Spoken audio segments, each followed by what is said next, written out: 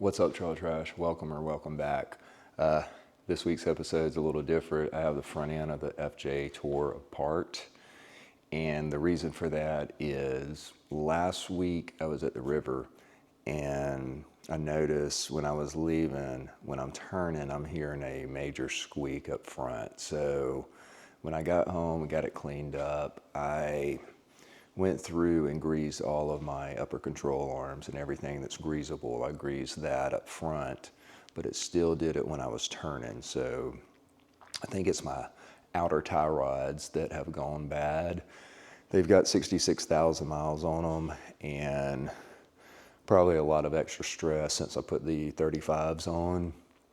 But I went ahead and ordered those, and they'll actually, it took them a few days to come in, so they haven't made it in. And I went ahead and put my FJ on the lift and tore out the front where I was going to go ahead and take out the tie rods and have everything ready so I could just button it up.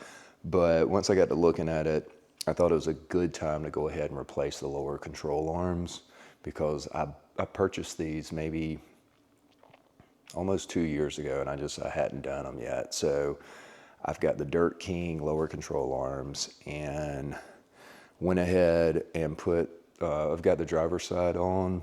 And while I was putting it back together, I figured now's a good time to go ahead and fit my Apex Design spindle gussets. So I have those fitted up on the FJ, and I drilled my first hole in it last night. So this one's actually ready to take off and have it powder coated so that it be ready to go on whenever I get my tie rods and everything finished up. So I'm going to show you what I've got done here, and I'll try to get some footage on the other side. I haven't started the passenger side. I just did this side the past couple nights, and it's pretty much ready. So I'll show you what I've got going on here, and then I'll try to get some footage when I do the other side. This is the passenger side, lower control arm. And I like these because I have grease fittings on this for these bushings, and on the lower ball joint it has a grease fitting. So these are serviceable. Really excited about these. It's got the skid plates on them as well. They are Dirt King, and it has a place for the limiting strap, which is a separate kit. I don't think I'm going to do the limiting straps, but it's there if I need it. But really happy with these. The design of them, super strong, really well made. Dirt King Fabrication does a great job on their products. And here it is installed. This is the sway bar quick links from the Apex Design. That's my outer tie rod. And I got inner and outer tie rods, so go ahead and have those in the same schedule or service schedule. And so that is the lower.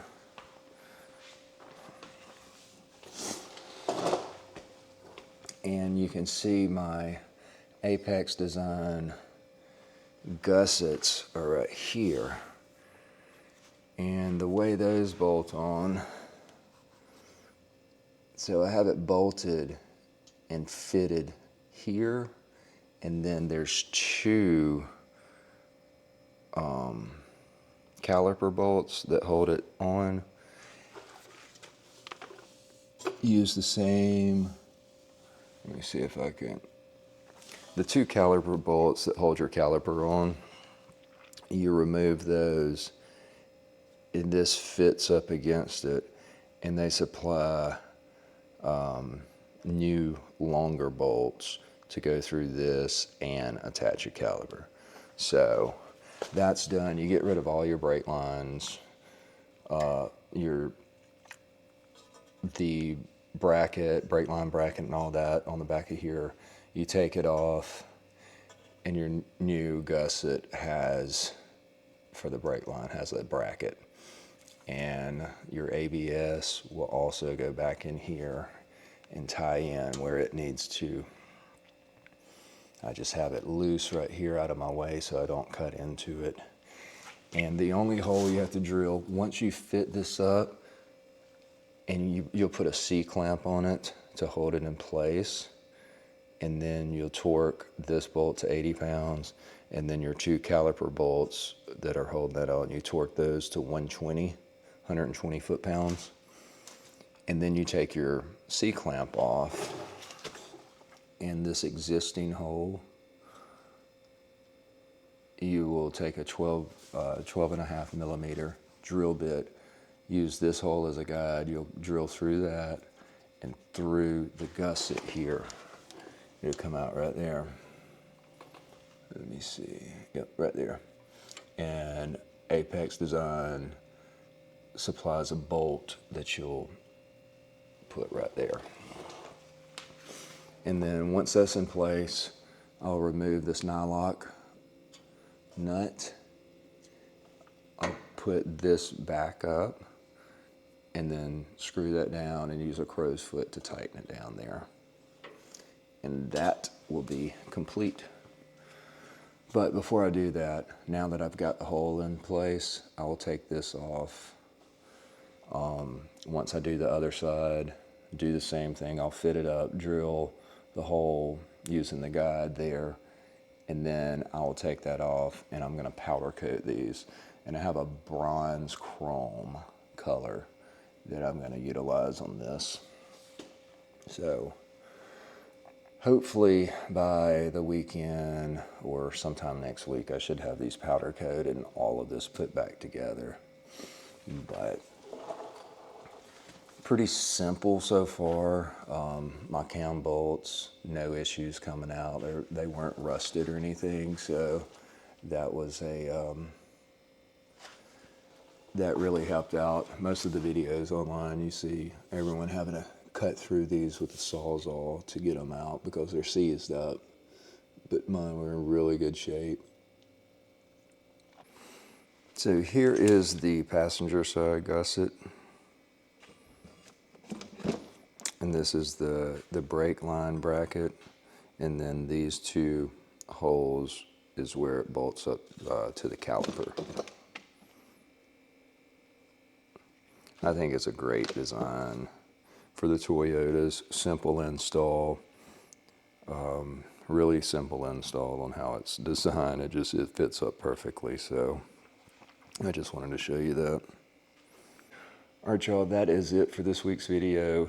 Just showing you my work in progress, giving you an update on that and what's going on. I do have a camping video that I've got to edit. I was hoping to edit it this week. I got out to the river last weekend, got some footage of the sandbar and everything out there. The water looked good, everything looked good. It was just, I have watched the footage, and I do think it's something I can put together and make a decent video out of it, but I just hadn't had a chance to do it yet. So if you have any questions about what I got going on now or anything I'm doing on the channel, please hit me up in the comments. If you're not subscribed to the channel, please do so. It helps me out. And until next time, stay trashy.